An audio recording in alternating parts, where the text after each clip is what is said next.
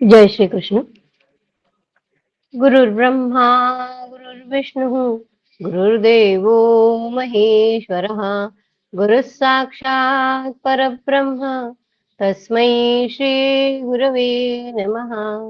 कृष्णाय वासुदेवाय हरये परमात्मने प्रणतक्लेशनाशाय गोविन्दाय नमो नमः। नमामि सद्गुरुं शान्तं सच्चिदानन्दविग्रहं पूर्णब्रह्मपरानन्दम् ईशमानन्दिवल्लभम्। ॐ पार्थाय प्रतिबोधितां भगवता नारायणेन स्वयं व्यासेन ग्रथितां पुराणमुनिना मध्ये महाभारतम् अद्वैतामृतवर्षिणीं भगवतीम् अष्टादशाध्यायिनीम् अम्ब त्वामनुसन्दधामि भगवत् गीते भवद्वेषिणी। नमोऽस्तु ते व्यासविशालबुद्धे फुल्लारविन्दायतपत्रनेत्र येन त्वया भारततैलपूर्णः प्रज्वालितो ज्ञानमयः प्रदीपः। प्रपन्नपारिजाताय स्तोत्रवेत्रैकपाणये ज्ञानमुद्राय कृष्णाय गीतामृतदुहे नमः। नारायणं नमस्कृत्य नरं चैव नरोत्तमं देवीं सरस्वतीं व्यासं ततो जयमुदीरये। जय श्री कृष्ण। नरोपाख्यान देख रहे। अथ पंचषष्टितमोऽध्यायः। जंगली हाथियों द्वारा व्यापारियों के दल का सर्वनाश तथा दुखित दमयंती का चेदिराज के भवन में सुखपूर्वक निवास।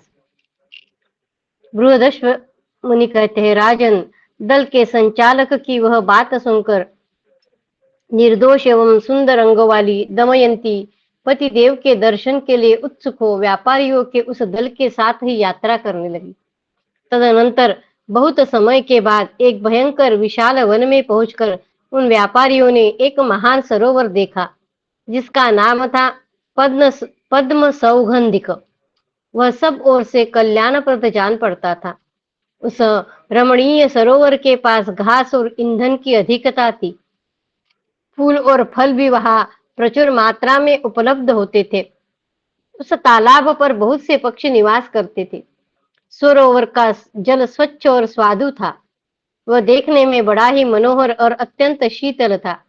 व्यापारियों के वाहन बहुत थक गए थे, इसलिए उन्होंने वही पड़ाव डालने का निश्चय किया। समूह के अधिपति से अनुमति लेकर वे सब लोगों ने उस उत्तम वन में प्रवेश किया और वह महान जन समुदाय सरोवर के पश्चिम तट पर ठहर गया। तत्पश्चात आधी रात के समय जब कहीं से भी कोई शब्द सुनाई नहीं देता था और उस दल के सभी लोग थक कर सो गए थे, उस समय गजराजों के मद की धारा से मलिन जल वाली पहाड़ी नदी में पानी पीने के लिए जंगली हाथियों का एक झुंड आ निकला। उस झुंड ने व्यापारियों के सोए हुए दल को और उसके साथ आए हुए बहुत से हाथियों को भी देखा। तब वन में रहने वाले उन सभी मदोन्मत्त गजों ने उन ग्रामीण हाथियों को देखकर उन्हें मार डालने की इच्छा से उन पर वेगपूर्वक आक्रमण किया। पर्वत की चोटी से टूटकर पृथ्वी पर गिरने वाले बड़े बड़े शिखरों के समान उन आक्रमणकारी जंगली हाथियों का वेग उस यात्री दल के लिए अत्यंत दुस्सह था। ग्रामीण हाथियों पर आक्रमण करने की चेष्टा वाले वनवासी गजराजों के वन्य मार्ग अवरुद्ध हो गए थे। सरोवर के तट पर व्यापारियों का महान समुदाय उनका मार्ग रोककर सो रहा था। उन हाथियों ने सहसा पहुंचकर समूचे दल को कुचल दिया। कितने ही मनुष्य धरती पर पड़े पड़े छटपटा रहे थे। उस दल के कितने ही पुरुष हाहाकार करते हुए बचाव की जगह खोजते हुए जंगल के पौधों के समूह में भाग गए। बहुत से मनुष्य तो नींद के मारे अंधे हो रहे थे। हाथियों ने किन्हीं को दांत से, किन्हीं को सूंड से, कितने को पैर से घायल कर दिया। उनके बहुत से ऊंट और घोड़े मारे गए। उस समुदाय में बहुत से पैदल लोग भी थे। वे सब लोग उस समय भय से चारों ओर भागते हुए एक दूसरे से टकराकर चोट खा जाते थे। घोर आर्तनाद करते हुए सभी लोग धरती पर गिरने लगे। कुछ लोग बड़े वेग से वृक्षों पर चढ़ते हुए नीचे की विषम भूमियों पर गिर पड़ते थे। राजन, इस प्रकार दैववश बहुतेरे जंगली हाथियों ने आक्रमण करके उस संपूर्ण समृद्धशाली व्यापारियों के समुदाय को नष्ट कर दिया। उस समय वहां तीनों लोगों को भय में डालने वाला महान आर्तनाद एवं चित्कार हो रहा था। कोई कहता, अरे इधर बड़े जोर की आग प्रज्वलित हो उठी है, यह भारी संकट आ गया है, दौड़ो बचाओ। दूसरा कहता, अरे ये ढेर के ढेर रत्न बिखरे पड़े हैं, उन्हें संभाल कर रखो, इधर इधर भागते क्यों हो। तीसरा कहता था, भाई इस धन पर सबका समान अधिकार है, मेरी यह बात झूठी नहीं है। कोई कहता, अरे कायरो, मैं फिर तुमसे बात करूंगा, अभी अपनी रक्षा की चिंता करो। इस तरह की बातें करते हुए सब लोग भय से भाग रहे थे। इस प्रकार जब वहां भयानक नरसंहार हो रहा था, उसी समय दमयंती भी जाग उठी। उसका हृदय भय से संत्रस्त हो उठा। वहां उसने वह महासंहार अपनी आंखों देखा, जो जो सब लोगों के लिए भयंकर था। उसने ऐसी दुर्घटना पहले कभी न देखी थी। यह सब देखकर वह कमल नयनी बाला भय से व्याकुल हो उठी। उसको कहीं से कोई सांत्वना नहीं मिल रही थी। वह इस प्रकार स्तब्ध हो रही थी, मानो धरती से सट गई हो। तदनंतर वह किसी प्रकार उठकर खड़ी हुई। दल के जो लोग उस संकट से मुक्त हो आघात से बचे हुए थे, वे सब एकत्र हो कहने लगे कि यह हमारे किस कर्म का फल है। निश्चय ही हमने महायशस्वी मणिभद्र का पूजन नहीं किया है।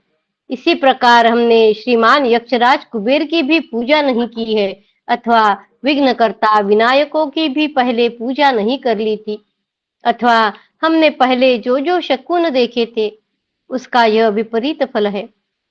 यदि हमारे ग्रह विपरीत न होते, तो और किस हेतु से यह संकट हमारे ऊपर कैसे आ सकता था। यदि हमारे ग्रह विपरीत न होते, तो और किस हेतु से यह संकट हमारे ऊपर कैसे आ सकता था। दूसरे लोग जो अपने कुटुंबीजनों और धन के विनाश से दीन हो रहे थे, वे इस प्रकार कहने लगे, आज हमारे विशाल जन समूह के साथ वह जो उन्मत्त जैसी दिखाई देने वाली नारी आ गई थी ना, वह विकराल आकार वाली राक्षसी थी, तो भी अलौकिक सुंदर रूप धारण करके हमारे दल में घुस गई थी। दमयंती के बारे में बोल रहे। उसने पहले से ही यह अत्यंत भयंकर माया फैला रखी थी। निश्चय ही वह राक्षसी, यक्षी अथवा भयंकर पिशाची थी। इसमें विचार करने की कोई आवश्यकता नहीं है। यह सारा पापपूर्ण कृत्य उसी का किया हुआ है। उसने हमें अनेक प्रकार का दुख दिया और प्राय सारे दल का विनाश कर डाला। वह पापिनी समूचे स्वार्थ के लिए अवश्य ही कृत्या बनकर आई है। यदि हम उसे देख लेंगे तो ढाल से, धूल और तिनकों से, लकड़ियों और मुक्कों से भी उसे अवश्य मार डालेंगे।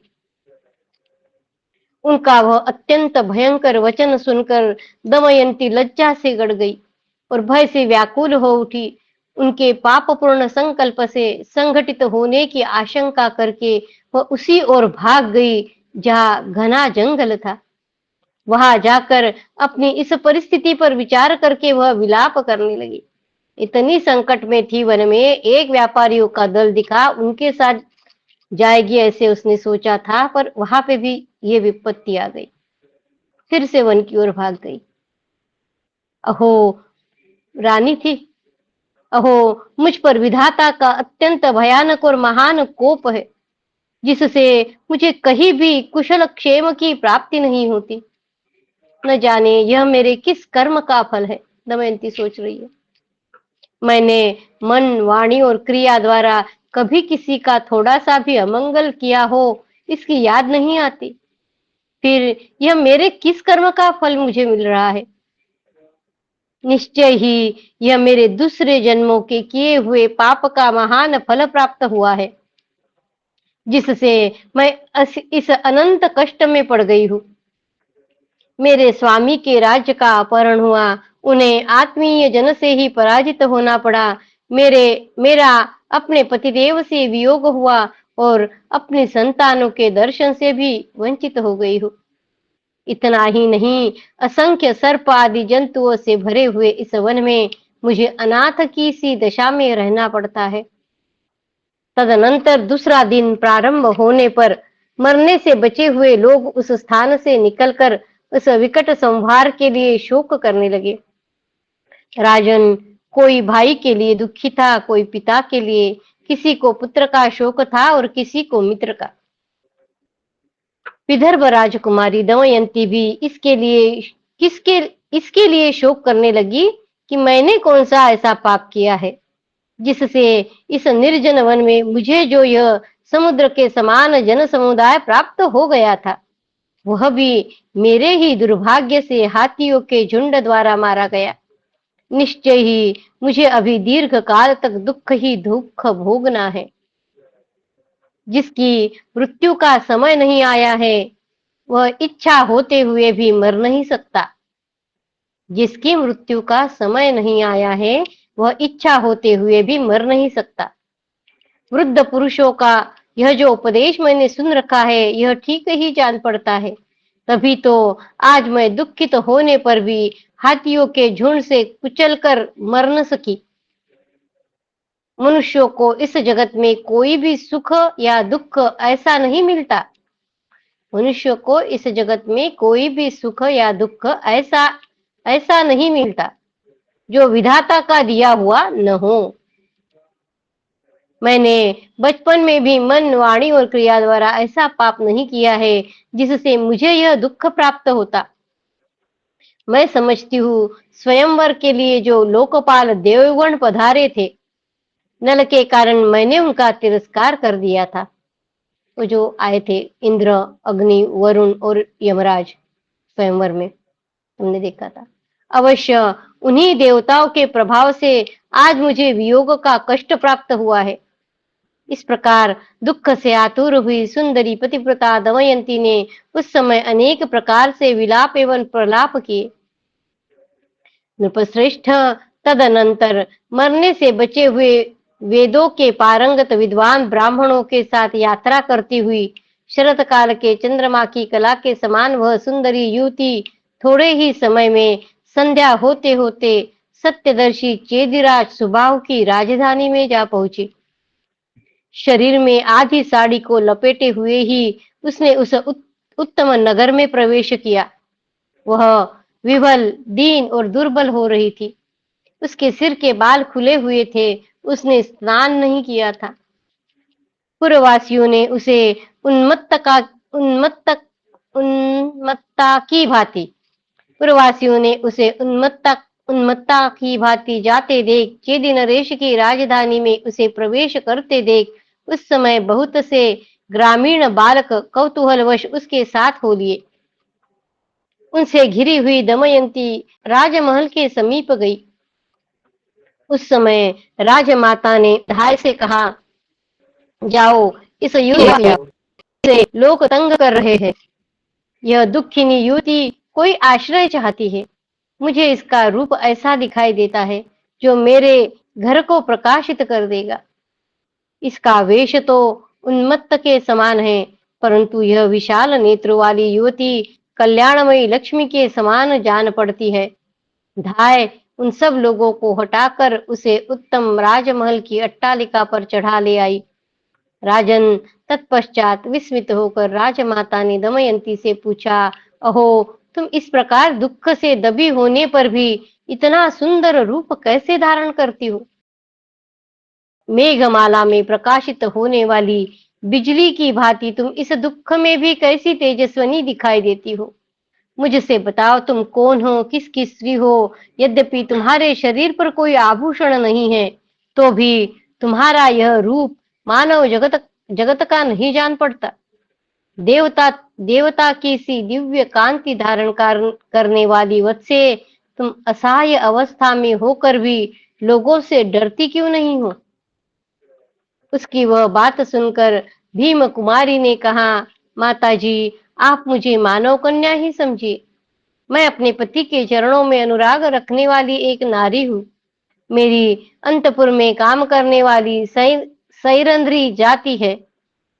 मैं सेविका हूँ और जहाँ इच्छा होती है वही रहती हूँ। मैं अप, मैं एक मानव कन्या हूँ, पति के चरणों में अनुराग रखने वाली हूँ और अंतपुर में काम करने वाली सैरंध्री जाति की हूँ। मैं सेविका हूँ और जहाँ इच्छा होती है वही रहती हूँ। मैं अकेली हूँ, फल मूल खाकर जीवन निर्वाह करती हूँ और जहाँ सांझ होती है वही टिक जाती हूँ। मेरे स्वामी में असंख्य गुण हैं, उनका मेरे प्रति सदा अत्यंत अनुराग है। जैसे छाया राह चलने वाले पथिक के पीछे पीछे चलती है, उसी प्रकार मैं भी अपने वीर पतिदेव में भक्तिभाव रखकर सदा उन्हीं का अनुसरण करती हूँ। दुर्भाग्यवश एक दिन मेरे पतिदेव जुआ खेलने में अत्यंत आसक्त हो गए और उसी में अपना सब कुछ हार कर वे अकेले ही वन की ओर चल दिए। एक वस्त्र धारण किए उन्मत्त और विफल हुए अपने वीर स्वामी को सांत्वना देती हुई मैं भी उनके साथ वन में चली आई। एक दिन की बात है, मेरे वीर स्वामी किसी कारणवश वन में गए। उस समय वे भूख से पीड़ित और अनमने हो रहे थे, अतः उन्होंने अपने उस एक वस्त्र को भी कहीं वन में ही छोड़ दिया। मेरे शरीर पर मेरे शरीर पर भी एक ही वस्त्र था। वे नग्न, उन्मत्त जैसे और अचेत हो रहे थे। उसी दशा में सदा उनका अनुसरण करती हुई अनेक रात्रियों तक कभी सो न सकी। तदनंतर बहुत समय के पश्चात एक दिन जब मैं सो गई थी, उन्होंने मेरी आधी साड़ी फाड़ ली और मुझ निरपराधिनी पत्नी को वही छोड़कर वे कहीं चल दिए। मैं दिन रात वियोग अग्नि में जलती हुई निरंतर उन्हीं पतिदेव को ढूंढती फिरती हूँ। मेरे प्रियतम की कांति कमल के भीतर के भाग के समान है। वे देवताओं के समान तेजस्वी, मेरे प्राणों के स्वामी और शक्तिशाली है। बहुत खोजने पर भी मैं अपने प्रिय को न तो देख सकी हूँ और न उनका पता ही पा रही हूँ। भीम कुमारी दमयंती के नेत्रों में आंसू भरे हुए थे। वह आर्त स्वर से बहुत विलाप कर रही थी। राजमाता स्वयं भी उसके दुख से दुखी हो बोली, कल्याणी, तुम मेरे पास रहो, तुम पर मेरा बहुत प्रेम है। भद्रे, मेरे सेवक तुम्हारे पति की खोज करेंगे, अथवा यह भी संभव है वे इधर उधर भटकते हुए स्वयं ही इधर आ निकले। भद्रे, तुम यही रहकर अपने पति को प्राप्त कर लोगी। राजमाता की वह बात सुनकर दमयंती ने कहा, वीर मातः, मैं एक नियम के साथ आपके यहाँ रह सकती हूँ। मैं किसी का झूठा नहीं खाऊंगी, किसी के पैर नहीं धोऊंगी और किसी भी दूसरे पुरुष से किसी तरह भी वार्तालाप नहीं करूंगी। मैं किसी का झूठा नहीं खाऊंगी, किसी के पैर नहीं धोऊंगी और किसी भी दूसरे पुरुष से किसी तरह भी वार्तालाप नहीं करूंगी। यदि कोई पुरुष मुझे प्राप्त करना चाहे तो वह आपके द्वारा दंडनीय हो और बार बार ऐसे अपराध करने वाले मूढ़ को आप प्राणदंड भी दे। यही मेरा निश्चित व्रत है। मैं अपने पति की खोज के लिए केवल ब्राह्मणों से मिल सकती हूँ। यदि यहाँ ऐसी व्यवस्था हो सके तो निश्चय ही आपके निकट निवास करूंगी, इसमें संशय नहीं है। यदि इसके विपरीत कोई बात हो तो कहीं भी रहने का मेरे मन में संकल्प नहीं हो सकता। यह सुनकर राजमाता प्रसन्न चित्त होकर उससे बोली, बेटी, मैं यह सब करूंगी। सौभाग्य की बात है कि तुम्हारा व्रत ऐसा उत्तम है। राजा युधिष्ठिर, दमयंती से ऐसा कहकर राजमाता अपनी पुत्री सुनंदा से बोली, सुनंदे, इस सैरंध्री को तुम देवी स्वरूपा समझो। सारी कथा जो है वह बृहदश्व ऋषि युधिष्ठिर को बता रहे हैं। यह अवस्था में तुम्हारे समान है, अतः तुम्हारी सखी होकर रहे। तुम इसके साथ सदा प्रसन्न चित्त एवं आनंद मग्न रहो। तब सखियों से घिरी हुई सुनंदा अत्यंत हर्षोल्लास में भरकर दमयंती को साथ ले अपने भवन में आई। सुनंदा दमयंती के इच्छानुसार सब प्रकार की व्यवस्था करके उसे बड़े आदर सत्कार के साथ रखने लगी। इससे दमयंती को बड़ी प्रसन्नता हुई और वह वहां उद्वेग रहित हो रहने लगी। इति श्री महाभारते वन पर्वणि नरोपाख्यान पर्वणि दमयंती चेदि राजगृहवासे पंचषष्टितमोऽध्यायः। कृष्णाय वासुदेवाय हरये परमात्मने प्रणतक्लेशनाशाय गोविन्दाय नमो नमः। ओम नमो भगवते वासुदेवाय।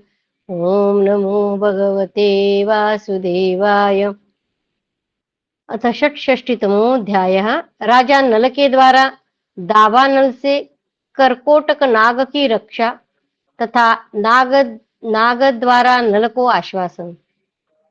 बृहदश्व मुनि कहते हैं, युधिष्ठिर दमयंती को छोड़कर जब राजा नल आगे बढ़ गए तब एक गहन वन में उन्होंने महान दावानल प्रज्वलित होते देखा। उसके बीच में उन्हें किसी प्राणी का यह शब्द सुनाई पड़ा, पुण्य श्लोक महाराज नल, दौड़िए, मुझे बचाइए। उच्च स्वर से बार बार दोहराई गई इस वाणी को सुनकर राजा नल ने कहा, डरो मत। इतना कहकर वे आग के भीतर घुस गए। वहां उन्होंने देखा एक नागराज कुंडलाकार पड़ा हुआ सो रहा है। उस नाग ने हाथ जोड़कर कांपते हुए नल से उस समय इस प्रकार कहा, राजन, मुझे करकोटक नाग समझिए। नरेश्वर, एक दिन मेरे द्वारा महातपस्वी ब्रह्मर्षि नारद ठग गए, अतः मनुजेश्वर उन्होंने क्रोध से आविष्ट होकर मुझे शाप दे दिया। तुम स्थावर वृक्ष की भांति एक जगह पड़े रहो।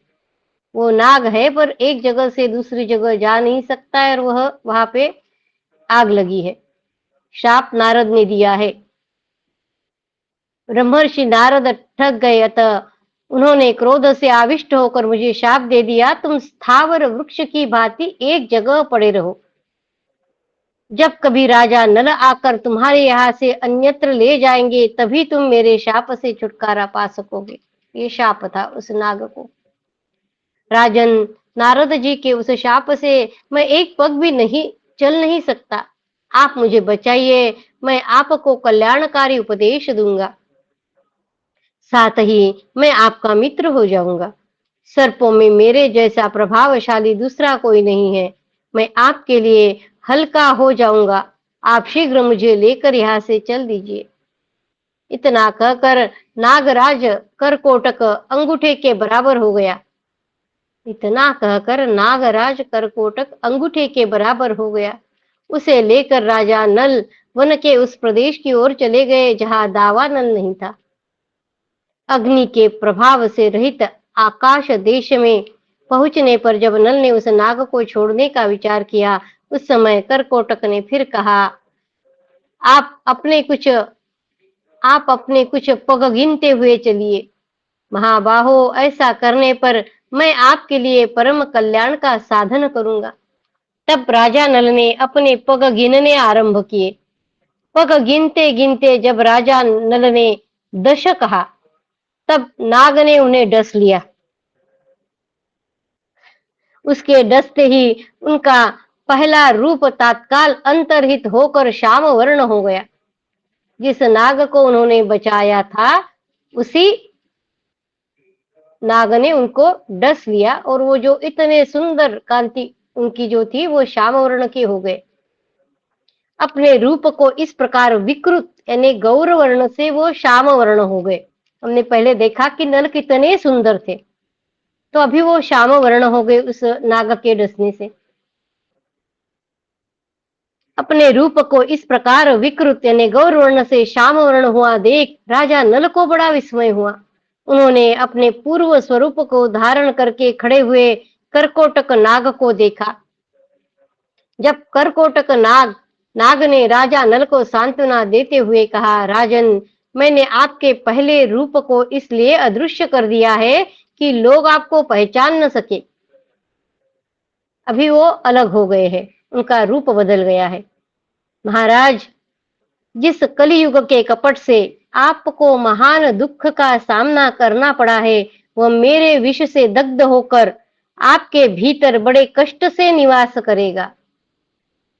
जिस कलयुग के कपट से आपको महान दुख का सामना करना पड़ रहा है, वह मेरे विष से दग्ध होकर आपके भीतर बड़े कष्ट से निवास करेगा। कलयुग उसके शरीर में था ना। कलयुग के सारे अंग मेरे विष से व्याप्त हो जाएंगे। महाराज, वह जब तक आपको छोड़ नहीं देगा, तब तक आपके भीतर बड़े दुख से निवास करेगा। आप छल कपट द्वारा सताए जाने योग्य नहीं थे, तो भी जिसने बिना किसी अपराध के आपके साथ कपट का व्यवहार किया है, उसके प्रति क्रोध से दोष दृष्टि रखकर मैंने आपकी रक्षा की है।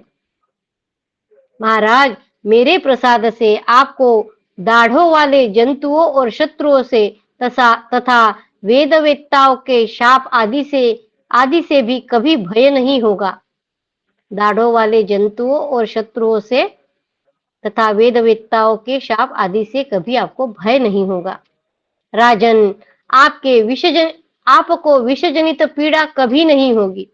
उसने उसको डस लिया है, फिर भी वो उसे कहते कि आपको विषजनित पीड़ा कभी नहीं होगी। आप युद्ध में भी सदा विजय प्राप्त करेंगे। राजन, अब आप यहाँ से अपने को बाहुक नामक सूत बताते हुए राजा ऋतुपर्ण के समीप जाइए। नाम भी उनका बदल गया, उनका नाम उन्होंने बाहुक बताया। अभी वे द्यूत विद्या में बड़े निपुण हैं। ऋतुपर्ण राजा, आप आज ही रमणीय अयोध्यापुरी को चले जाइए। इक्ष्वाकुल कुल में उत्पन्न श्रीमान राजा ऋतुपर्ण आपसे अश्व विद्या का रहस्य सीख कर, देखो ये उन्होंने पहला था कि वो अश्व संचालन में बहुत निपुण है, जब नल का वर्णन आया था। श्रीमान राजा ऋतुपर्ण आपसे अश्व विद्या का रहस्य सीख कर बदले में आपको द्यूत क्रीड़ा का रहस्य बतलाएंगे और आपके मित्र भी हो जाएंगे। जब आप द्यूत विद्या के ज्ञाता होंगे, तब पुनः कल्याण भागी हो जाएंगे। मैं सच कहता हूँ, आप एक ही साथ अपनी पत्नी, दोनों संतानों तथा राज्य को प्राप्त कर लेंगे। अतः अपने मन में चिंता न कीजिए।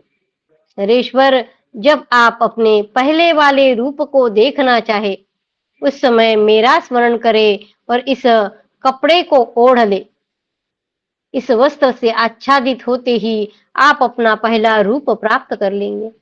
ऐसा कहकर नाग ने उन्हें 2 दिव्य वस्त्र प्रदान किए।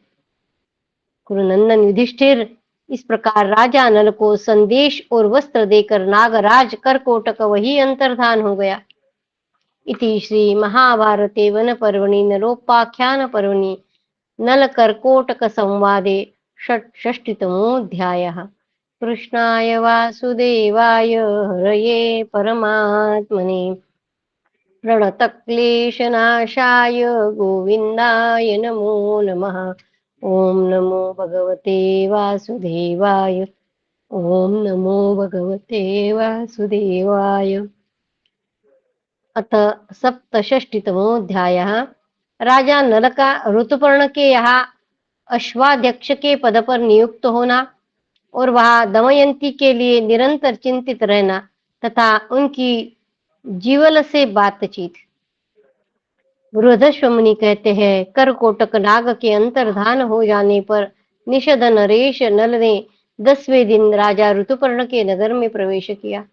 वे बाहुक नाम से अपना परिचय देते हुए राजा ऋतुपर्ण के यहाँ उपस्थित हुए और बोले, घोड़ों को हाँकने की कला में इस पृथ्वी पर मेरे समान दूसरा कोई नहीं है।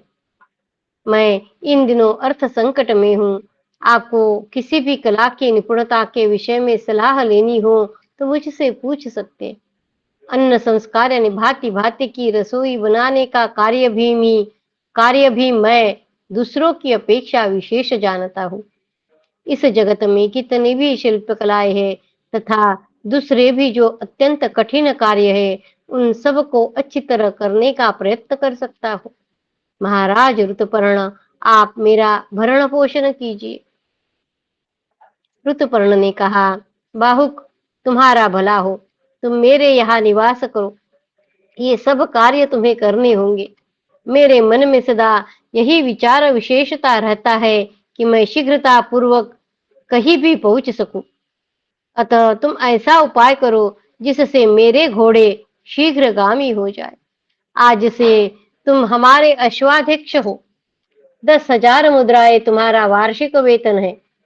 वार्ष्णेय और जीवल, ये दोनों सारथी तुम्हारी सेवा में रहेंगे। राजा के दो सारथी है, वार्ष्णेय और जीवल। ये दोनों सारथी तुम्हारी सेवा में रहेंगे। बाहुक, इन दोनों के साथ तुम बड़े सुख से रहोगे। तुम मेरे यहाँ रहो। बृहदश्व मुनि कहते हैं, राजन, राजा के ऐसा कहने पर नल, वार्ष्णेय और जीवल के साथ सम्मान पूर्वक ऋतुपर्ण के नगर में निवास करने लगे। वे दमयंती का निरंतर चिंतन करते हुए वहां रहने लगे। वे प्रतिदिन सायंकाल इस श्लोक को पढ़ा करते थे। भूख प्यास से पीड़ित और थकी मांदी वह तपस्विनी उस मंद बुद्धि पुरुष का स्मरण करती हुई कहाँ सोती होगी तथा अब वह किसके समीप रहती होगी। एक दिन रात्रि के समय जब राजा इस प्रकार बोल रहे थे, जीवल ने पूछा, बाहुक, तुम प्रतिदिन किस स्त्री के लिए शोक करते हो? मैं सुनना चाहता हूँ। वह किसकी पत्नी है जिसके लिए तुम इस प्रकार निरंतर शोकमग्न रहते हो? तब राजा नल ने उससे कहा, किसी अल्प बुद्धि पुरुष के एक स्त्री थी जो उसके अत्यंत आदर की पात्र थी, किंतु उस पुरुष की बात अत्यंत दृढ़ नहीं थी। वह अपने प्रतिज्ञा से फिसल गया। किसी विशेष प्रयोजन से विवश होकर वह भाग्यहीन पुरुष अपनी पत्नी से बिछुड़ गया। पत्नी से विलग होकर वह मंद बुद्धि मानव दिन रात शोकाग्नि से दग्ध एवं दुख से पीड़ित हो, आलस्य से रहित हो, इधर उधर भटकता रहता है। रात में उसी का स्मरण करके वह एक श्लोक को गाया करता है। सारी पृथ्वी का चक्कर लगाकर वह कभी किसी स्थान में पहुंचा और वही निरंतर उस प्रियतमा का स्मरण करके दुख भोगता रहता है। यद्यपि वह उस दुख को भोगने के योग्य नहीं है। वह नारी इतनी पतिव्रता थी कि संकट काल में भी उस पुरुष के पीछे पीछे वन में चली गई, किंतु उस अल्प पुण्य वाले पुरुष ने उसे वन में ही त्याग दिया। अब तो यदि वह जीवित होगी तो बड़े कष्ट से उसके दिन बीतते होंगे। वह स्त्री अकेली थी, उसे मार्ग का ज्ञान नहीं था। जिस संकट में वह पड़ी थी उसके योग्य वह कदापि नहीं थी। भूख और प्यास से उसके अंग व्याप्त हो रहे थे। उस दशा में परित्यक्त होकर वह यदि जीवित भी हो तो भी उसका जीवित रहना बहुत कठिन है। अत्यंत भयंकर विशाल वन में जहाँ नित्य निरंतर हिंसक जंतु विचरते रहते हैं, उस मंद बुद्धि एवं मंद भाग्य पुरुष ने उसका त्याग कर दिया था। इस प्रकार निषद नरेश राजा नल दमयंती का निरंतर स्मरण करते हुए राजा ऋतुपर्ण के यहाँ अज्ञातवास कर रहे थे। इति श्री महाभारते वन पर्वणि नलोपाख्यान पर्वणि नल विलापे सप्तषष्टितमोऽध्यायः। कृष्णाय वासुदेवाय हरये परमात्मने प्रणतक्लेशनाशाय गोविन्दाय नमो नमः। ओम नमो भगवते वासुदेवाय। ओम नमो भगवते वासुदेवाय। अथ अष्टषष्टितमोऽध्यायः। विदर्भ राज का नल दमयंती की खोज के लिए ब्राह्मणों को भेजना। सुदेव ब्राह्मण का चेदी राज के भवन में जाकर मन ही मन दमयंती के गुणों का चिंतन और उससे भेंट करना। बृहदश्व मुनि कहते हैं, राजन, राज्य का अपहरण हो जाने पर जब राजा नल पत्नी सहित वन में चले गए, तब विदर्भ नरेश भीम ने नल का दमयंती के पिता तब विदर्भ नरेश भीम ने नल का पता लगाने के लिए बहुत से ब्राह्मणों को इधर उधर भेजा। राजा भीम ने प्रचुर धन देकर ब्राह्मणों को यह संदेश दिया, आप लोग राजा नल और मेरी पुत्री दमयंती की खोज करें। निषद नरेश नल का पता लग जाने पर जब यह कार्य संपन्न हो जाएगा, तब मैं आप लोगों में से जो भी नल दमयंती को यहाँ ले आएगा, उसे 1000 गौएं दूंगा। साथ ही जीविका के लिए अग्रहार यानी कर मुक्त भूमि, साथ ही जीविका के लिए अग्रहार दूंगा और ऐसा गांव दे दूंगा जो आय में नगर के समान होगा।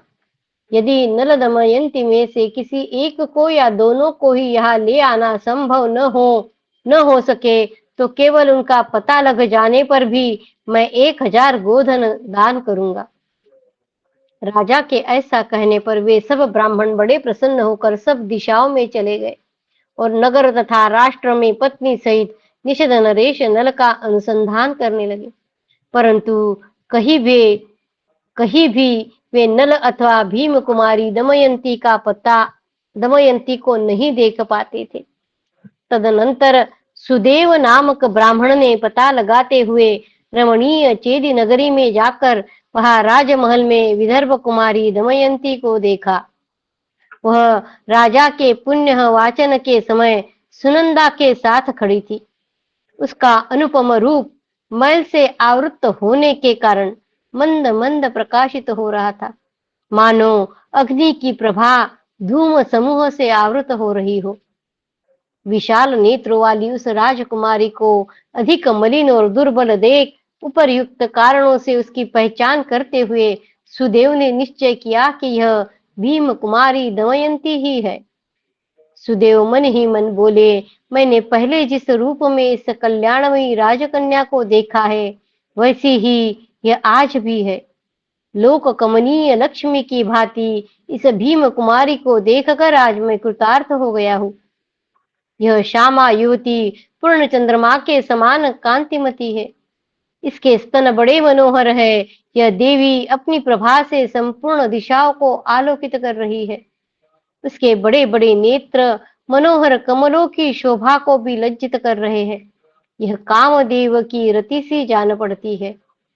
पूर्णिमा के चंद्रमा की चांदनी के समान यह सब लोगों के लिए प्रिय है। विदर्भ रूपी सरोवर से यह कमलिनी मानो प्रारब्ध के दोष से निकाल ली गई है। इसके मलिन अंग कीचड़ लपटी हुई नलिनी के समान प्रतीत होते हैं। यह उस पूर्णिमा की रजनी के समान जान पड़ती है, जिसके चंद्रमा पर मानो राहु ने ग्रहण लगा रखा हो। पति शोक से व्याकुल और दीन होने के कारण यह सूखे जल प्रवाह वाली सरिता के समान प्रतीत होती है। इसकी दशा उस पुष्करणी के समान दिखाई देती है, जिसे हाथियों ने अपने शुंड दंड से मथ डाला हो, तथा जो नष्ट हुए पत्तों वाले कमल से युक्त हो, एवं जिसके भीतर निवास करने वाले पक्षी अत्यंत भयभीत हो रहे हो। यह दुख से अत्यंत व्याकुल सी प्रतीत हो रही है। मनोहर अंगों वाली यह सुकुमारी राजकन्या उन महलों में रहने योग्य है, जिनका भीतरी भाग रत्नों का बना हुआ है। इस समय दुख ने इसे ऐसा दुर्बल कर दिया है कि वह सरोवर से निकाली और सूर्य की किरणों से जलाई हुई कमलिनी के समान प्रतीत हो रही है। यह रूप और उदारता आदि गुणों से संपन्न है। श्रृंगार धारण करने के योग्य होने पर भी यह श्रृंगार शून्य है, मानो आकाश में मेघों की काली घटा से आवृत नूतन चंद्रकला हो। यह राजकन्या प्रिय काम भोगों से वंचित है, अपने बंधुजनों से बिछड़ी हुई है और पति के दर्शन की इच्छा से अपने दीन दुर्बल शरीर को धारण कर रही है। वास्तव में पति ही नारी का सबसे श्रेष्ठ आभूषण है। उसके होने से वह बिना आभूषणों के सुशोभित होती है, परंतु यह पति रूप आभूषण से रहित होने के कारण शोभामयी होकर भी सुशोभित नहीं हो रही है। इससे विलग होकर राजा नल यदि अपने शरीर को धारण करते हैं और शोक से शिथिल नहीं हो रहे हैं, तो यह समझना चाहिए कि वे अत्यंत दुष्कर कर्म कर रहे हैं। काले काले केशों और कमल के समान विशाल नेत्रों से सुशोभित इस राजकन्या को, जो सदा सुख भोगने के ही योग्य है, दुखित देखकर मेरे मन में भी बड़ी व्यथा हो रही है। जैसे रोहिणी चंद्रमा के संयोग से सुखी होती है, इसी प्रकार यह शुभ लक्षणा साध्वी राजकुमारी अपने पति के समागम से संतुष्ट हो कब इस दुख के समुद्र से पार हो सकेगी। जैसे कोई राजा एक बार अपने राज्य से च्युत होकर फिर उसी राज्य भूमि को प्राप्त कर लेने पर अत्यंत आनंद का अनुभव करता है, उसी प्रकार पुनः इसके मिल जाने पर निषेध नरेश नल को निश्चय ही बड़ी प्रसन्नता होगी। विदर्भ कुमारी दमयंती राजा नल के समान शील और अवस्था से युक्त है, उन्हीं के तुल्य उत्तम कुल से सुशोभित है। नल विदर्भ कुमारी के योग्य है और यह कजरारे नेत्र वाली वैदर्भी नल के योग्य है। राजा नल का पराक्रम और धैर्य असीम है, उनकी यह पत्नी पति दर्शन के लिए लालायित और उत्कंठित है, अतः मुझे इससे मिलकर इसे आश्वासन देना चाहिए। इस पूर्ण चंद्रमुखी राजकुमारी ने पहले कभी दुख को नहीं देखा था, इस समय दुख से आतुर हो पति के ध्यान में परायण है, अतः मैं इसे आश्वासन देने का विचार कर रहा हूँ। बृहदश्व मुनि कहते हैं, युधिष्ठिर इस प्रकार भांति भांति के कारणों और लक्षणों से दमयंती को पहचान कर और अपने कर्तव्य के विषय में विचार करके सुदेव ब्राह्मण उसके समीप गए और इस प्रकार बोले, विदर्भ राजकुमारी, मैं तुम्हारे भाई का प्रिय सखा सुदेव हूँ। महाराज भीम की आज्ञा से तुम्हारी खोज करने के लिए यहाँ आया हूँ। निषद देश की महारानी, तुम्हारे पिता माता और भाई सब सकुशल है और कुंडिनपुर में जो तुम्हारे बालक है वे भी कुशल से है। तुम्हारे बंधु बांधव तुम्हारे ही चिंता से मृतक तुल्य हो रहे हैं। तुम्हारी खोज करने के लिए सैकड़ों ब्राह्मण इस पृथ्वी पर घूम रहे हैं। बृहदश्व मुनि कहते हैं, युधिष्ठिर सुदेव को पहचान कर दमयंती ने क्रमशः अपने सभी सगे संबंधियों का कुशल समाचार पूछा। राजन, अपने भाई के प्रिय मित्र द्विज श्रेष्ठ सुदेव को सहसा आया देख दमयंती शोक से व्याकुल हो फूट फूट कर रोने लगी। तदनंतर उसे सुदेव के साथ एकांत में बात करती तथा रोती देख सुनंदा शोक से व्याकुल हो उठी। उसने अपनी माता से जाकर कहा, माँ, सैरंध्री एक ब्राह्मण से मिलकर बहुत रो रही है। यदि तुम ठीक समझो तो इसका कारण जानने की चेष्टा करो। तदनंतर चेदिराज की माता उस समय अंतपुर से निकलकर उसी स्थान पर गई जहाँ राजकन्या दमयंती ब्राह्मण के साथ खड़ी थी। तब राजमाता ने सुदेव को बुलाकर पूछा, विप्रवर, जान पड़ता है तुम इसे जानते हो, बताओ यह सुंदरी युवती किसकी पत्नी अथवा किसकी पुत्री है?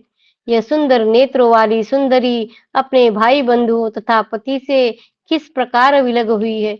यह सती साध्वी नारी ऐसी दुर्वस्था में क्यों पड़ गई? ब्राह्मण, इस देव रूपिणी नारी के विषय में यह सारा वृत्तांत मैं पूर्ण रूप से सुनना चाहती हूँ। मैं जो कुछ पूछती हूँ वह मुझे ठीक ठीक बताओ। राजन, राजमाता के इस प्रकार पूछने पर वे द्विज श्रेष्ठ सुदेव सुखपूर्वक बैठकर दमयंती का यथार्थ वृत्तांत बताने लगे। इति श्री महाभारते वन पर्वणि नलोपाख्यान पर्वणि दमयंती सुदेव संवादे अष्टषष्टितमोऽध्यायः। कृष्णाय वासुदेवाय हरये परमात्मने प्रणतक्लेशनाशाय गोविन्दाय नमो नमः। ॐ नमो भगवते वासुदेवाय। ॐ नमो भगवते वासुदेवाय। अथ एकोनसप्ततितमोऽध्यायः। दमयंती का अपने पिता के यहाँ जाना, वहां से नल को ढूंढने के लिए अपना संदेश देकर ब्राह्मणों को भेजना। सुदेव ने कहा, देवी, विदर्भ देश के राजा महातेजस्वी भीम बड़े धर्मात्मा हैं। यह उन्हीं की पुत्री है। इस कल्याण स्वरूपा राजकन्या का नाम दमयंती है। वीरसेन पुत्र नल निषद देश के सुप्रसिद्ध राजा है। उन्हीं परम बुद्धिमान पुण्य श्लोक नल की यह कल्याणमयी पत्नी है। एक दिन राजा नल अपने भाई के द्वारा जुए में हार गए। उसी में उनका सारा राज्य चला गया। वे दमयंती के साथ वन में चले गए। तब से अब तक किसी को उनका पता नहीं लगा। हम अनेक ब्राह्मण दमयंती को ढूंढने के लिए इस पृथ्वी पर विचर रहे हैं। आज आपके पुत्र के महल में मुझे यह राजकुमारी मिली है। रूप में इसकी समानता करने वाला कोई भी मानव कन्या नहीं है। इसके दोनों बहुओं के बीच एक जन्मजात उत्तम तिल का चिन्ह है। इसके दोनों बहुओं के बीच एक जन्मजात उत्तम तिल का चिन्ह है। मैंने देखा है इस श्यामा राजकुमारी के ललाट में वह कमल के समान चिन्ह छिपा हुआ है। मेघमाला से ढके हुए चंद्रमा की भांति उसका वह चिन्ह मैल से ढक गया है।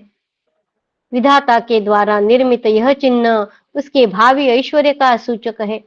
इस समय यह प्रतिपदा की मलिन चंद्रकला के समान अधिक शोभा नहीं पा रही है। इसका सुवर्ण जैसा सुंदर शरीर मैल से व्याप्त हो, संस्कार शून्य यानी मार्जन आदि से रहित होने पर भी स्पष्ट रूप से उद्भासित हो रहा है। इसका रूप सौंदर्य नष्ट नहीं हुआ है। जैसी छुपी हुई आग अपनी गर्मी से पहचान ही ली जाती है, उसी प्रकार यद्यपि देवी दमयंती मलिन शरीर से युक्त है, तो भी इस ललाटवर्ती तिलक के चिन्ह से ही मैंने इसे पहचान लिया है। सुदेव का यह वचन सुनकर सुनंदा ने दमयंती के ललाटवर्ती चिन्ह को ढकने वाली मैल धो दी। मैल धुल जाने पर उसके ललाट का वह चिन्ह उसी प्रकार चमक उठा जैसे बादल रहित आकाश में चंद्रमा प्रकाशित होता है। उस चिन्ह को देखकर सुनंदा और राजमाता दोनों रोने लगी और दमयंती को हृदय से लगाए 2 घड़ी तक स्तब्ध खड़ी रह गई। तत्पश्चात राजमाता ने आंसू बहाते हुए धीरे से कहा, बेटी, तुम मेरे बहन की पुत्री हो। इस चिन्ह के कारण मैंने भी तुम्हें पहचान लिया। सुंदरी, मैं और तुम्हारी माता दोनों दशार्ण देश के स्वामी महामना राजा सुदामा की पुत्रियां है। तुम्हारी माँ का ब्याह राजा भीम के साथ हुआ और मेरा चेदिराज वीरबाहु के साथ। तुम्हारा जन्म दशार्ण देश में मेरे पिता के ही घर पर हुआ और मैंने अपनी आंखों देखा। भामिनी, तुम्हारे लिए जैसा जैसा पिता का घर है वैसा ही यह घर है। दमयंती, ये सारा ऐश्वर्य जैसा मेरा है उसी प्रकार तुम्हारा भी है। युधिष्ठिर, तब दमयंती ने प्रसन्न हृदय से अपने मौसी को प्रणाम करके कहा, माँ, यद्यपि तुम मुझे पहचानती नहीं थी, तब भी मैं तुम्हारे यहाँ बड़े सुख से रही हूँ। तुमने मेरी इच्छा अनुसार सारी सुविधाएं कर दी और सदा तुम्हारे द्वारा मेरी रक्षा होती रही। अब यदि मैं यहाँ रहूं तो यह मेरे लिए अधिक से अधिक सुखदायक होगा, इसमें संशय नहीं है। किंतु मैं बहुत दिनों से प्रवास में भटक रही हूँ, अतः माता जी, मुझे विदर्भ जाने की आज्ञा दीजिए। मैंने अपने बच्चों को पहले ही कुंडिनपुर भेज दिया था, वे वही रहते हैं। पिता से तो उनका वियोग हो ही गया, मुझसे भी वे बिछुड़ गए हैं। ऐसी दशा में वे शोकार्त बालक कैसे रहते होंगे। माँ, यदि तुम मेरा कुछ भी प्रिय करना चाहती हो तो मेरे लिए शीघ्र किसी सवारी की व्यवस्था कर दो। मैं विदर्भ देश जाना चाहती हूँ।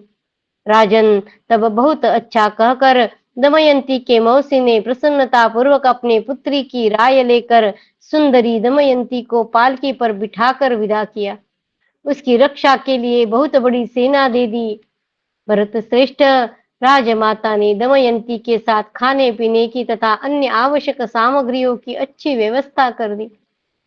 तदनंतर वहां से विदा हो वह थोड़े ही दिनों में विदर्भ देश की राजधानी में जा पहुंची। उसके आगमन से माता पिता आदि सभी बंधु बांधव बड़े प्रसन्न हुए और सबने उसका स्वागत सत्कार किया।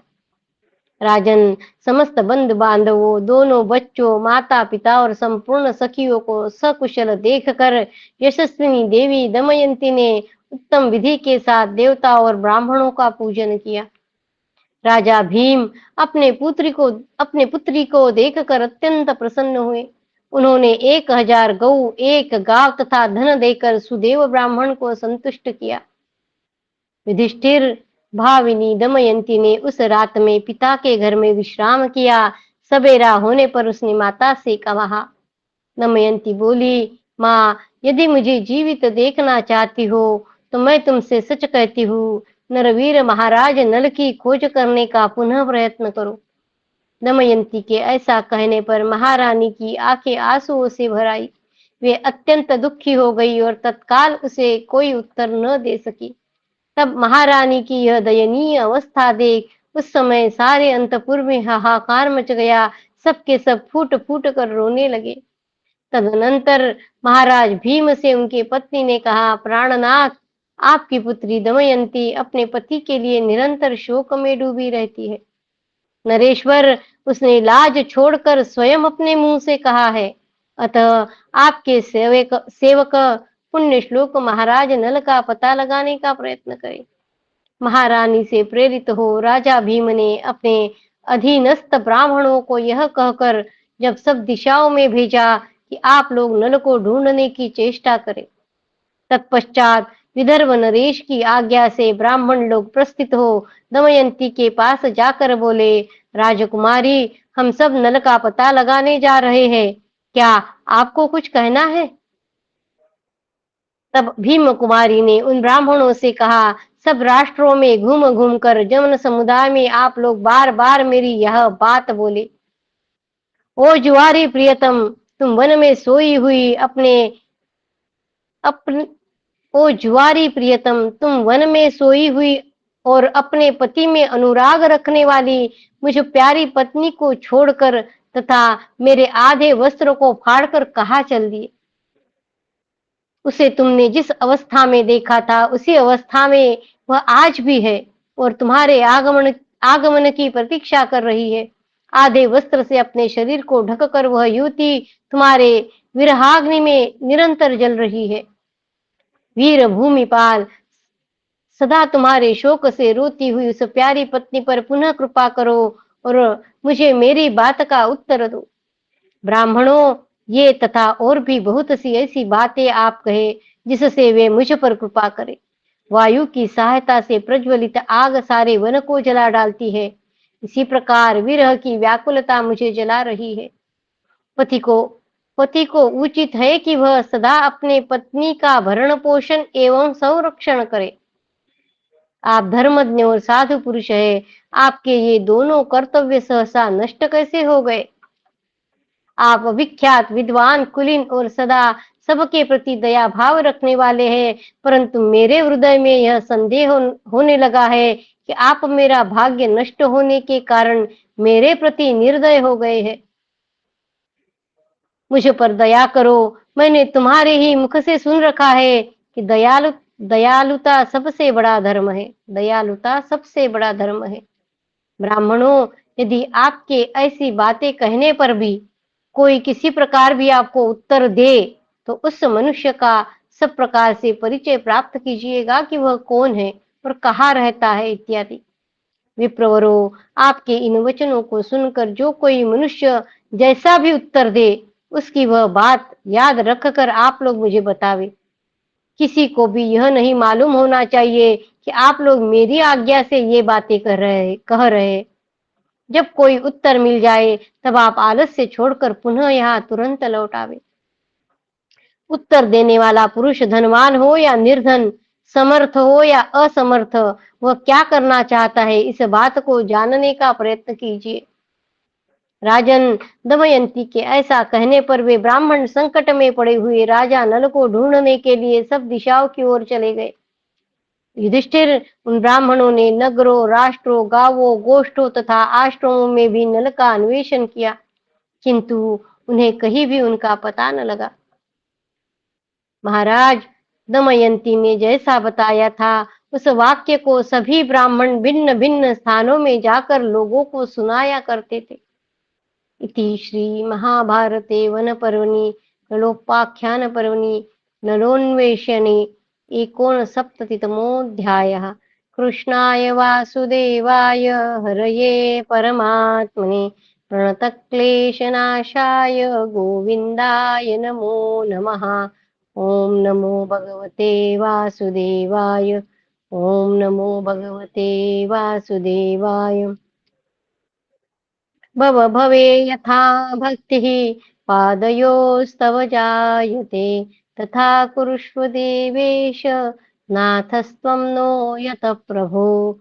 नाम संकीर्तनं यस्य सर्वपापप्रणाशनं प्रणामो दुःखशमन तं नमामि हरिं परं, तं नमामि हरिं परं। त्वदीयं वस्तु गोविन्द तुभ्यमेव समर्पये। तेन त्वदङ्घ्रिकमले रतिं मे यच्छ शाश्वतीम्।